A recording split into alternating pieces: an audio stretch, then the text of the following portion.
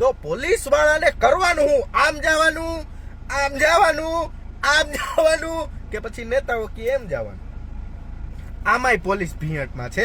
રાજકોટ શહેરના ગુનેગારો ક્રાઇમ બ્રાન્ચના નામથી ફફડતા મિત્રો, કેવા ગુનેગારોનો રાજાશાહી આમ ઠાઠ બાટ કાઢીને જગદીશ બાંગરવાએ એની સામે મોરચો માંડ્યો હતો.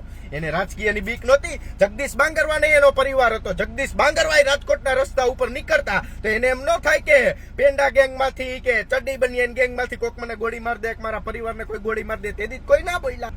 અને એટલા બધા તમે સમાજ પ્રેમી હોય તો જામનગરની અંદર ઓલી એક દલિત સમાજની બેન છે બચારી, કેટલા વિડીયો બનાવે ન્યાય બાબતના, એનું બધું આઈડી બાઈડી બંધ કરી દીધું ને આ બધું કર્યું. માંડો મોરચો લ્યા, ખબર પડે ના મંડાય. ક્યાં મોરચો મંડાય?